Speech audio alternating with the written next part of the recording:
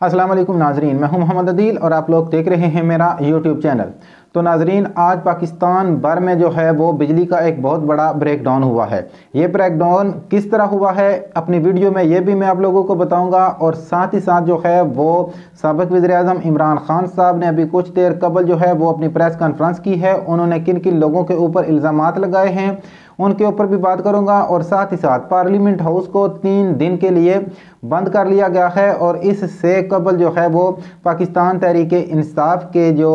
इस्तीफे वाला मामला था वो भी रुक गया है। तो ये सारी की सारी कहानी जो है आज किस तरह चली है, इस सारी कहानी के ऊपर मैं रोशनी डालूंगा। तो इससे पहले अगर आप लोगों ने मेरे चैनल को सब्सक्राइब नहीं किया हुआ तो मेरे चैनल को सब्सक्राइब कर लें, और मज़ीद इस किस्म की वीडियोज़ को जानने के लिए घंटी के बेल आइकन को ज़रूर प्रेस करें।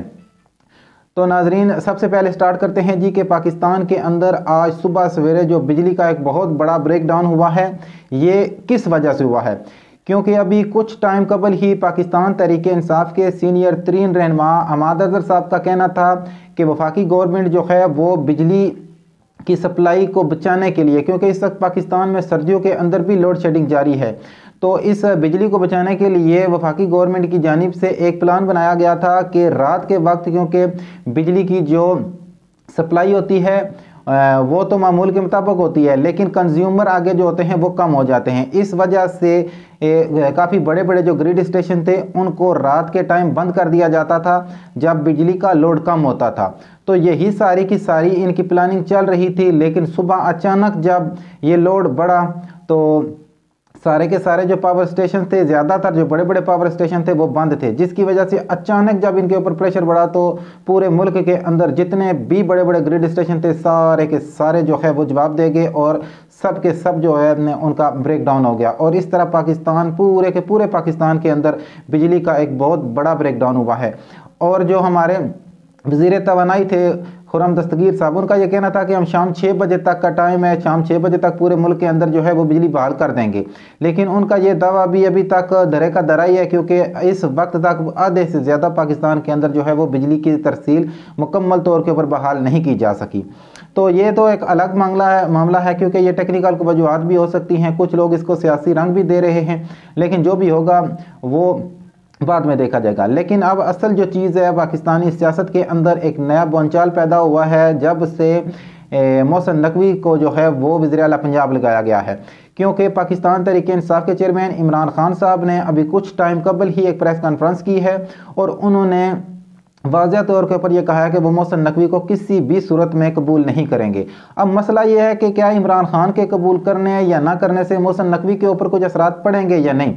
क्योंकि इस वक्त तक इमरान खान साहब का यह कहना था कि चीफ इलेक्शन कमिश्नर जो हैं सुल्तान सिकंदर राजा साहब, इनके जितने भी फैसले आए हैं वो पाकिस्तान तहरीक-ए-इंसाफ के खिलाफ ही आए हैं। तो ये इमरान खान साहब का जो इल्ज़ाम है इसमें हकीकत है, क्योंकि इस वक्त तक जितने भी इलेक्शन कमिश्नर साहब ने फैसले दिए हैं वो पाकिस्तान तहरीक-ए-इंसाफ के खिलाफ ही आए हैं। तो पाकिस्तान तहरीक-ए-इंसाफ जो है वो चीफ मिनिस्टर की तैनाती को चैलेंज करने के बारे में भी सोच रही है, लेकिन एक मसला यहाँ ये भी है कि क्या चीफ इलेक्शन कमिश्नर की जो तकर्री है इसको चैलेंज करने से वो तब्दील हो जाएंगे। तो मेरे ख्याल के अंदर जो है वो तब्दील नहीं होंगे, क्योंकि अगर इन पार्लियामेंटेरियन जो पाकिस्तान की पार्लियामेंट के अंदर लोग थे या पंजाब असम्बली के अंदर लोग थे, चाहे वो PTI के थे या PMLN के थे, अगर वो इस मामले को खुद हैंडल नहीं कर सके तो अगर ये खुद कर लेते तो इलेक्शन कमीशन के पास ये सारा मामला जाता ही नहीं। तो इलेक्शन कमिश्नर साहब के इख्तियारात थे, तो उन्होंने जिस बंदे को नॉमिनेट करना था वो तो उन्होंने कर दिया है।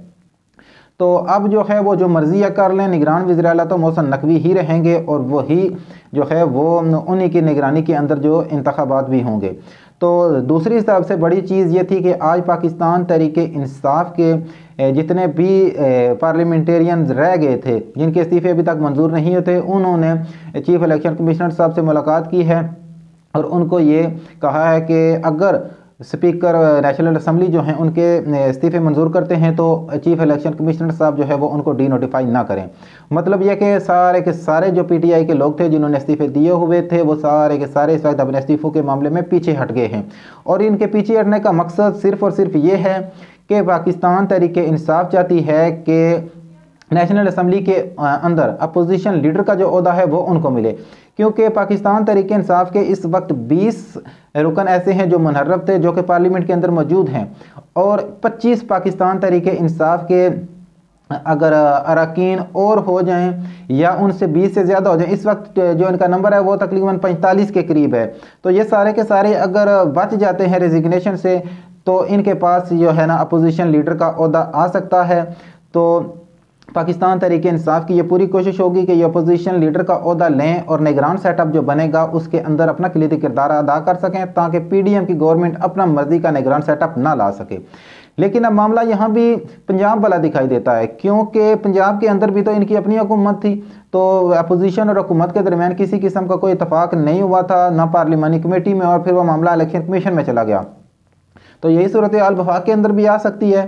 کیونکہ جو پی ٹی آئی نام دے گی ان کو پی ڈی ایم قبول نہیں کرے گی، جو پی ڈی ایم دے گی ان کو یہ قبول نہیں کریں گے، تو پھر معاملہ الیکشن کمیشن کے پاس چلا جائے گا۔ اور سلطان سکندر راجہ صاحب کے بارے میں تو آپ سارے لوگ جانتے ہیں، اور پی ٹی آئی بھی ان کو اچھی طرح سے جانتی ہے کہ جو نام وہ دیں گے ان کے اوپر تو انہوں نے فیصلہ کرنا نہیں ہے، انہوں نے فیصلہ تو وہی کرنا ہے جو پی ڈی ایم ان کو کہے گی۔ تو اس سارے کے سارے تناظر میں جتنا بھی نقصان ہو رہا ہے وہ پاکستان تحریک انصاف کا ہو رہا ہے، کیونکہ کسی کی بھی جگہ کے اوپر ان کا اپنا مرضی کا نگران سیٹ اپ نہیں آ رہا، اور پاکستان کی ساری سیاست میں جو بالکل چپ چاپ کردار ہیں، جو سب سے زیادہ اس وقت فائدہ اٹھا رہے ہیں، وہ پاکستان پیپلز پارٹی ہے۔ کیونکہ پاکستان پیپلز پارٹی نے جو اس وقت گیم ڈالی ہے خاص طور کے اوپر پنجاب کے اندر، کیونکہ پاکستان پیپلز پارٹی نے پی ڈی ایم کے ساتھ مل کر جو ہے وہ اپنا نگران سیٹ اپ لانے میں اس وقت کامیاب ہو چکے ہیں، کیونکہ بلدیاتی انتخابات میں جس طرح سندھ کے اندر انہوں نے کامیابی حاصل کی ہے، ان کا یہی مقصد ہے کہ وہ پنجاب کے اندر بھی اسی طرح سے کامیابی حاصل کریں، کیونکہ بلاول بھٹو صاحب جو ہیں وہ اس وقت نیکسٹ پاکستان کے وزیر اعظم بننے کے خواب بھی دیکھ رہے ہیں، اور ان کے یہ خواب جو ہیں وہ شاید حقیقت بھی بن جائیں، کیونکہ جس طرح کا ابھی تک جو پاکستان کے اندر سیاسی ماحول چل رہا ہے اس میں تو یہی ظاہر ہے کہ وہ پاکستان تحریک انصاف کو کسی بھی صورت میں حکومت میں آنے نہیں دیں گے۔ اور پاکستان پیپلز پارٹی جو ہے وہ اس وقت سب سے زیادہ متحرک دکھائی دے رہی ہے، کیونکہ بلوچستان کے اندر دیکھیں تو جن لوگوں کی دوسری پارٹی میں شمولیت ہو رہی ہے وہ پاکستان پیپلز پارٹی کے اندر شمولیت ہو رہی ہے، کے پی کے اندر بھی جو لوگ پارٹی کو چھوڑ کر جا رہے ہیں وہ پاکستان پیپلز پارٹی کو جوائن کر رہے ہیں۔ تو اس سارے کے سارے صورتحال کے اندر جو ہے وہ پاکستان پیپلز پارٹی جو ہے وہ اپنا گراؤنڈ جو ہے سیاسی گراؤنڈ اس کو ہموار کر رہی ہے، اور دوسری طرف جو ہے وہ پی ایم ایل این ہے جس کے اوپر جو ہے پاکستان کی معیشت کا ایک بہت بڑا دباؤ بھی ہے، اور دوسرا جتنا بھی پاکستانی عوام برا بلا کہہ رہی ہیں وہ صرف اور صرف پاکستان مسلم لیگ نون کو کہہ رہی ہیں، اس میں باقی کسی جماعت کو بھی وہ برا بلا نہیں کہہ رہی، کیونکہ فرنٹ لیڈ جو میاں شہباز شریف صاحب خود کر رہے ہیں، تو اس وجہ سے پی ایم ایل این کے اوپر ایک بہت بڑا پریشر ہے۔ تو اس سارے کے سارے پریشر میں نکلنے میں تو وہ اس وقت جو ہے وہ کامیاب نہیں دکھائی دے رہے۔ تو آنے والے الیکشن کے اندر جو ہے اس جتنی بھی پولیٹیکل ڈیولپمنٹ ہو رہی ہیں یا جو آنے والے مزید دنوں کے اندر ہو سکتی ہیں، اس کا سب سے زیادہ جو نقصان ہوگا وہ پی ایم ایل این کو ہوگا، کیونکہ دو صوبوں کے اندر جو نگران سیٹ اپ لایا بھی گیا ہے وہ پی ایم ایل این کے لوگوں کے فیور میں نہیں ہے، وہ سارے کا سارا پاکستان پیپلز پارٹی کو فیور کر رہا ہے۔ تو اس سارے کے سارے صورتحال کے اندر جو ہے وہ پی ایم ایل این پتہ نہیں کس بیانیہ کے اوپر کھڑی ہے، اور وہ کیا سوچ رہے ہیں کہ آنے والے دنوں کے اندر کیا وہ پاکستان پیپلز پارٹی کے ساتھ الائنس کر کے الیکشن لڑیں گے، یا پی ڈی ایم کا اپنا ایک مشترکہ امیدوار ہوگا، یا الگ الگ امیدوار ہوگا۔ اگر الگ الگ امیدوار ہوگا تو پھر Pakistan P M L N کے لیے جو ہوگا وہ الیکشن کنٹیسٹ کرنا بہت زیادہ مشکل ہو جائے گا۔ تو اس سارے کے سارے صورتحال کے اندر جو بھی مزید کسی قسم کی بھی نیکسٹ اپڈیٹ آئیں گی تو ان سے بھی آپ لوگوں کو میں وقفے سے آگاہ رکھوں گا۔ آج کے لیے اتنا ہی، ملتا ہوں نیکسٹ ویڈیو میں۔ اللہ حافظ۔